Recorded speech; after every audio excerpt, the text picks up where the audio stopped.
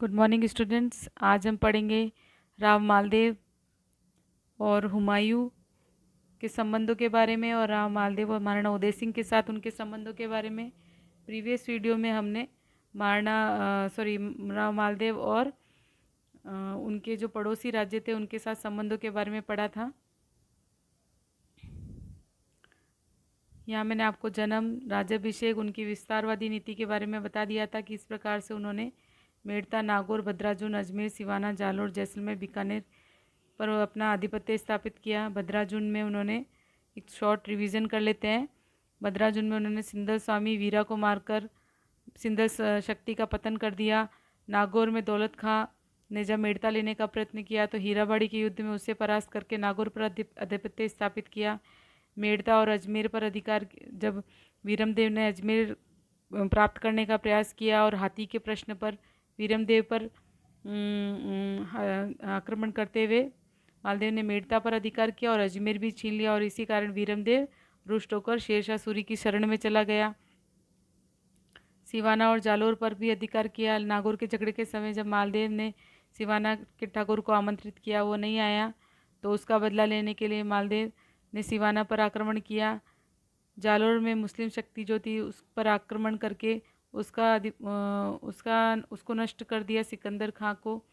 मालदेव और जैसलमेर में विवाह और विमनस्य। जैसलमेर के राव लूणकरण से भी इनकी मित्रता ज़्यादा समय तक नहीं रही। वैसे तो वैवाहिक संबंध स्थापित किए गए थे, लेकिन चूंकि लूणकरण की पुत्री उमादे से भी मालदेव के संबंध अच्छे नहीं रहे थे और मालदेव के भी ज़्यादा समय तक लूणकरण से संबंध अच्छे नहीं रहे और इस प्रकार से जैसलमेर के साथ भी इनके संबंध कटुतापूर्ण ही रहे।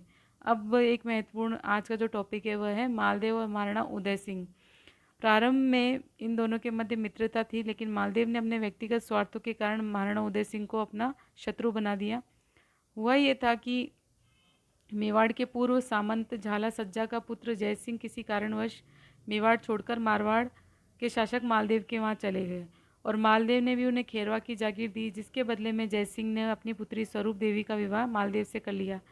लेकिन जब एक दिन मालदेव ने जय सिंह की छोटी पुत्री को देखा तो उससे भी विवाह करने की इच्छा जताई और इस प्रस्ताव को लेकिन जय सिंह ने नहीं माना और जय सिंह ने अपनी छोटी पुत्री का विवाह महाराणा उदय सिंह के साथ कर दिया और यहीं से ही मेवाड़ और मारवाड़ के संबंध जो थे वो खराब हो गए।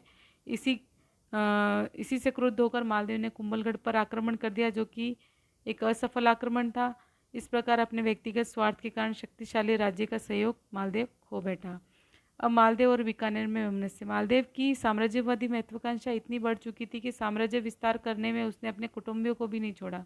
कुटुंबियों के राज्य पर भी आक्रमण किया और इसी का उदाहरण है पाएबा साहेबा का युद्ध।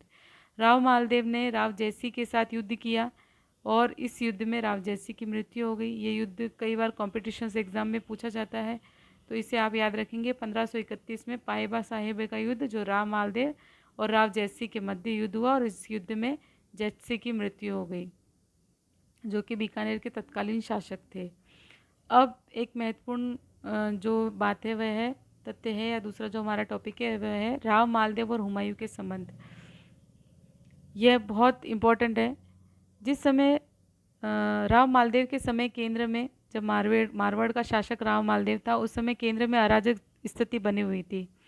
मुगल शासक हुमायूं जो कि कमजोरी के कारण, मुगल शासक हुमायूं जो था वो कमज़ोर शासक था और इसी कमजोरी का फ़ायदा उठाकर अफ़गान सरदार शेर खां केंद्र में अफ़गान सत्ता की स्थापना करना चाहता था और इसी क्रम में 17 मई 1540 में कन्नौज या बिलग्राम के युद्ध हुआ, जो कि हुमायूं और अफ़गान शेर खां के बीच में हुआ और जिसमें शेर खां विजयी हो गया और वो दिल्ली का स्वामी बन गया और हुमायूं यहाँ से भागकर सिंध चला गया।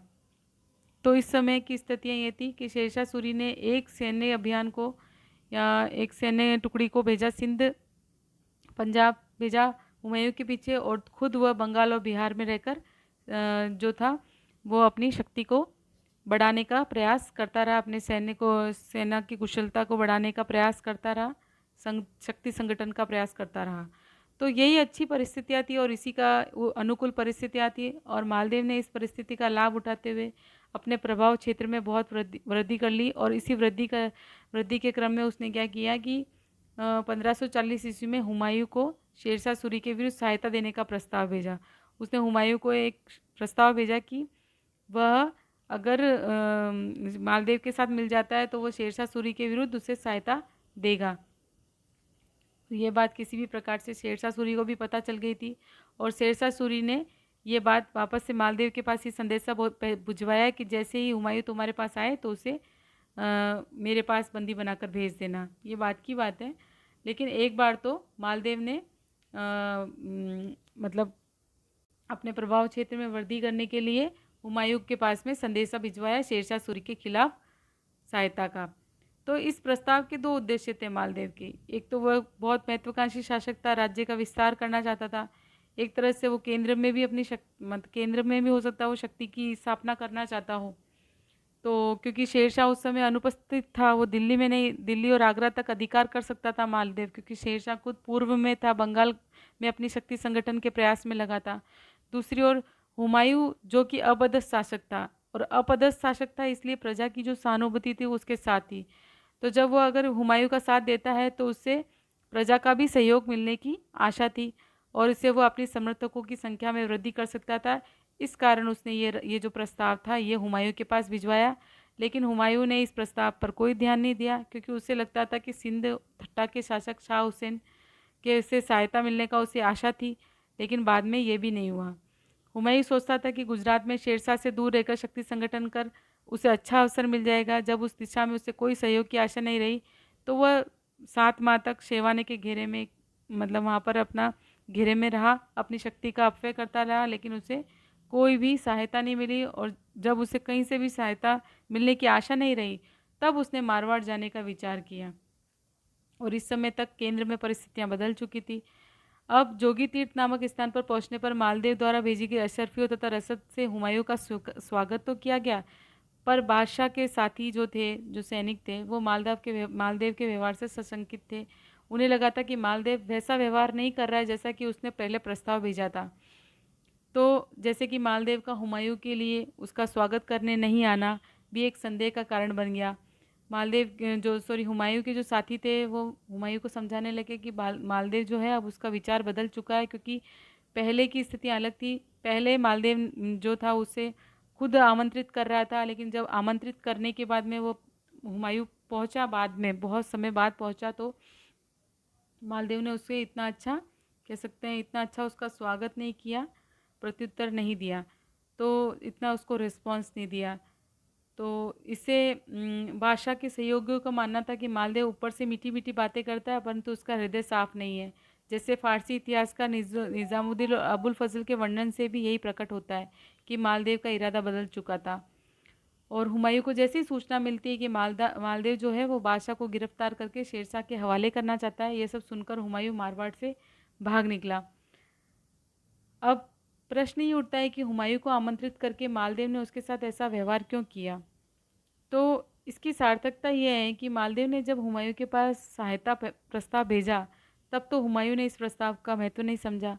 उस समय की परिस्थितियां भी भिन्न थी। उस समय जो दिल्ली पर शेरशाह का खतरा नहीं था, क्योंकि वो खुद पूर्व में था, उस समय बंगाल में था। और जब हुमायूं मालदेव के पास आया तब तक राजनीतिक परिस्थितियां बदल चुकी थी, क्योंकि इस समय शेरशाह के प्रभाव में भी वृद्धि हो चुकी थी। मालदेव उससे बैर मोल लेना नहीं चाहता था और संघर्ष करने की स्थिति में भी नहीं था। ऐसी दशा में उसके लिए यही उचित था कि वह किसी तरह से हुमायूं को मारवाड़ के बाहर भेज दे, जिससे उसे शेरशाह के कोप का भाजन न बनना पड़े। यद्यपि फारसी इतिहासकार इसे मालदेव का धोखा और कपटी प्रवृत्ति करार देते हैं, जबकि भारतीय इतिहासकार जैसे डॉक्टर ओझा व अन्य भारतीय इतिहासकार मालदेव के इस कृत्य को न्याय संगत बताते हैं, क्योंकि यदि मालदेव चाहता तो वो हुमायूं की मुट्ठी भर सैनिकों को और हुमायूं को गिरफ्तार करके शेरशाह को सौंप सकता था। लेकिन उसने एक अच्छे राजा होने के नाते, चूँकि खुद ने उसने उसके पास प्रस्ताव भेजा था, इसलिए उसने ऐसा नहीं किया और हुमायूं को कुछ सैन्य भय दिखाकर मारवाड़ की सीमा से बाहर कर दिया। और यदि वह हुमायूं का साथ देता तो मारवाड़ के सहस्त्र निवासियों का अनर्थ होता। मारवाड़ में हुमायूं और यहाँ पर हो सकता था कि शेरशाह सूरी मालदेव के विरुद्ध हो जाता और शेरशाह सूरी उस समय मारवाड़ पर आक्रमण कर देता। और इस स्थिति में जब मारवाड़ का शासक उस आक्रमण का सफलतापूर्वक सामना नहीं कर पाता और साथ में मारवाड़ के जो सहस्त्र निवासी थे, आम जनता थी, उसका भी अनिष्ट हो जाता। इस घटना में वे मालदेव को धोखे का दोषी न ठहराकर नैतिक निर्बलता का दोषी मानते हैं। धन्यवाद। नेक्स्ट वीडियो में हम मालदेव और शेरशाह सूरी के मध्य संबंधों की चर्चा करेंगे।